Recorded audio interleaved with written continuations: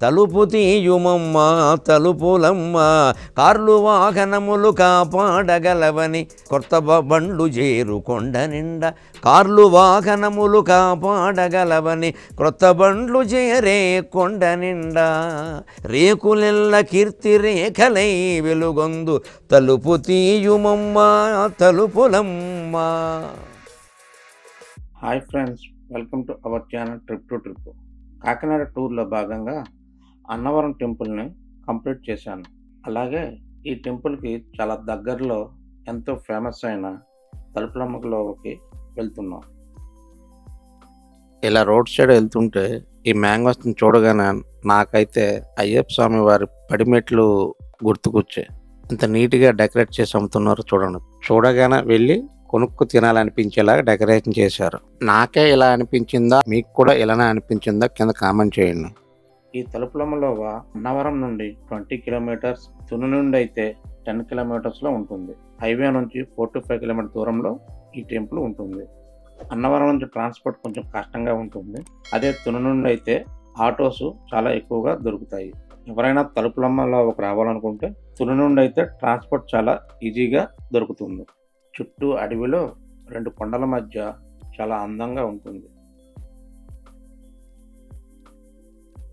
చిన్న చిన్న విలేజెస్ దాటుకుంటూ వెళ్ళాక ఇక్కడ బైక్స్ కి ఎంట్రీ ఫీజు తీసుకుంటున్నారు. బైక్ అయితే 10 రూపీస్, కారుకి అయితే 50 రూపీస్. ఈ మనీని టెంపుల్ డెవలప్మెంట్ కి యూజ్ చేస్తామని వీరు చెప్తున్నారు. చూడండి ఫ్రెండ్స్, ఎంట్రీ ఫీజు కట్టి ఇలా లోపలికి రాగానే మామిడి తోటల్లో మనకి చిన్న చిన్న గుడిసెలు కనిపిస్తున్నాయి కదా. ఇవేంటని అనుకుంటున్నారా? వీటి గురించి నేను టెంపుల్ దర్శనం అయిపోయినాక తిరిగి వచ్చేటప్పుడు వీటి గురించి కంప్లీట్ గా ఎక్స్ప్లెయిన్ చేస్తాను. వీటి గురించి మనం తర్వాత మాట్లాడుకుందాం. ఈ ఆర్చ్ నుండి పైకి ఘాట్ రోడ్ లో వెళ్ళాలి. నడిచి వెళ్ళాలనుకుంటే సైడ్ మెట్లు కూడా ఉంటాయి. ఘాట్ రోడ్ అయితే బాగానే ఉంది. చూడండి, పైకి వెళ్తుంటే చుట్టూ కొండలు, ఆ క్లౌడ్స్ చాలా బాగా కనిపిస్తున్నాయి. తలుపులమ్మలో దగ్గర మన వెహికల్ నెంబర్ ప్లేట్ ఒరిజినల్ అయినా లేదంటే ఏదైనా కార్డు బోర్డు పైన మన నెంబర్ రాసి ఇక్కడ చెట్టుకు కట్టడం ఆనవాయితీ. ఇలా చేయటం వల్ల మన బండ్లకు గాని వాహనాలకు గాని ఎటువంటి ప్రమాదాలు జరగవని ఇక్కడ భక్తులు చాలా బాగా నమ్ముతారు. ఉత్తర కోస్తాంధ్రలో నూతన వాహనాలకు ఇక్కడ వాహన పూజ జరిపించి అమ్మవారి ఆశీస్సులను పొందుతారు. మేము పైకి చేరుకున్నాము. ఇంత అడవిలో కూడా టెంపుల్ని బాగా డెవలప్ చేశారు. దేవాలయానికి ఎట్లా వెళ్ళాలని ప్రతి దగ్గర సైన్ బోర్డుల ద్వారా తెలియజేస్తున్నారు. ఇదంతా పార్కింగ్ ప్లేస్ చాలా పెద్దగా ఉంది. ఇక్కడ ఎక్కడైనా మనం వెహికల్స్ పార్క్ చేసుకోవచ్చు. ఇక్కడ ఒక మంచి విషయం నాకు బాగా అనిపించింది ఏంటంటే తాటాకులతో చాలా పందిర్లు వేశారు. లేదంటే ఈ ఎండలకు మాడిపోతాం. పందిరి వల్ల చల్లగా ఉంది. ఈ ఆలయం స్థల పురాణం ఏంటంటే కృతయుగంలో అగస్త్యుడు దక్షిణ భారత యాత్రకు వెళ్తుండగా మార్గశిర బహుళ అమావాస్య నాడు ఈ అడవికి చేరుకునేసరికి సూర్యాస్తమయం అయింది. అప్పుడు అగస్త్యుడు పాతాళగంగను సృష్టించి ఆజ్యం సమర్పించి సంధ్యావదనం చేసుకుని ఒక చెట్టు కింద నిద్రకు సిద్ధపడగా ఈ లోయలో పెద్ద కాంతితో లలితాంబిక ప్రత్యక్షమై దుష్ట శిక్షణ శిష్ట రక్షణ కోసం నేను ఈ అడవిలో సంచరిస్తున్నాను అని చెప్పగా అగస్త్య మహర్షి అమ్మవారిని పూజించి అందరికీ సర్వసుఖాలు కలిగించడానికి ఇక్కడే ఉండమని కోరగా అమ్మవారు కరుణించి ఈ లోయలోనే తలుపులమ్మగా కొలువైందని పురాణాల ద్వారా తెలుస్తుంది. ఈ లోయ ప్రాంతమే నేడు లోవగా ప్రసిద్ధికెక్కింది. తలుపులమ్మ అసలు పేరు తలంపులమ్మ. పూర్వం ఎవరైనా ఈ ప్రదేశంలో ఆపదలో చిక్కుకొని అమ్మవారిని తలుచుకోగానే చిన్నపిల్ల రూపంలో ప్రత్యక్షమై వారి ఆపదలను తొలగించేదంట. అలా తలుచుకోగానే కరుణించే తల్లి కాబట్టి తలంపులమ్మ అని పిలుచుకునేవారు. అదే పేరు రాను రాను నేడు తలుపులమ్మగా అయ్యింది. ఇక్కడ 2 కొండలు ఉంటాయి. ఒకటి దారకొండ, రెండవది తీగకొండ. ఈ 2 కొండల మధ్యలో తలుపులమ్మ వారి టెంపుల్ ఉంటుంది. అమ్మవారి పూజకు కావాల్సిన పసుపు, కుంకుమ, కొబ్బరికాయలు ఇక్కడ తీసుకోవచ్చు. లేదంటే మనం వచ్చేటప్పుడు కూడా తెచ్చుకోవచ్చు. ఇలా కొబ్బరికాయ కొన్నామా లేదో ఇక్కడే కొట్టాలని చెప్తుండు. నాకు ఏ దేవాలయాలైనా సరే కొంచెం బాధ కలిగించే విషయం ఏదైనా ఉందంటే ఇదొక్కటే. మనం ఎంతో భక్తి శ్రద్ధలతో కొబ్బరికాయలు కొంటాం, కానీ దేవుడు ఎక్కడో ఉంటే కొబ్బరికాయ కొట్టేస్తాం, మరి ఎక్కడో పెడతారు. ఎందుకో మరి ఈ చిత్రం అర్థం కావడం లేదు. మీకేమైనా తెలిస్తే కామెంట్ చేయండి. ఇలా నడుస్తూ మెట్లెక్కుతూ పైకి వెళ్ళాలి. ఇక్కడ కొత్తగా టెంపుల్ని రీకన్స్ట్రక్షన్ చేస్తున్నారు. పక్క నుండి వెళ్ళాలి. ప్లేస్ అయితే చాలా బాగుంది, కానీ మెట్లు ఎక్కుతుంటే బాగా దమ్మొస్తుంది.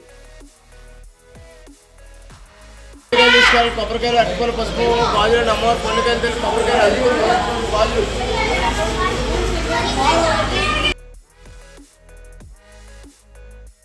వేసవికాలం కాబట్టి భక్తులకు ఎటువంటి ఇబ్బంది కలగకుండా ఉండటం కోసం దేవస్థానం మేనేజ్మెంట్ వాటర్ సప్లై చేస్తున్నారు. ఇది ఒక మంచి విషయం అని చెప్పచ్చు. ఇక్కడ దర్శనం టికెట్లు తీసుకోవాలి. ఒకసారి రేట్లు చూడండి. ఇది కైలాస గణపతి ఆలయం. అన్ని దేవాలయాల్లో ముందుగా గణపతికే మొదటి పూజ కాబట్టి మనకి అన్ని దేవాలయాల్లో కూడా గణపతి ఆలయం ఉంటుంది.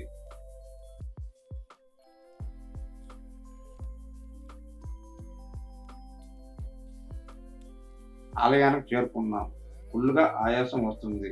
ఇదంతా ఆలయ ప్రాంగణం.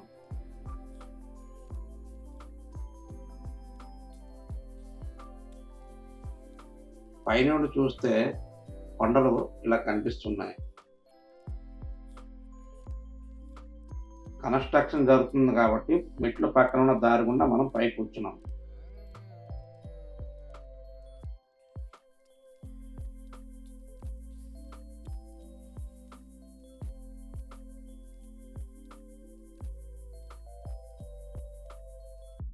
ఇక రిటర్న్ కిందకు వెళ్తున్నాం. ఈ టెంపుల్ వాతావరణం ఇదంతా చాలా బాగుంది. టెంపుల్ ఈవినింగ్ 6 కల్లా క్లోజ్ చేస్తారు. ఎందుకంటే ఇది మొత్తం అరణ్యం కాబట్టి జంతువులు కూడా తిరుగుతాయని ముందస్తు జాగ్రత్తగా ఈవినింగ్ 6 గంటలకే టెంపుల్ని క్లోజ్ చేస్తారు.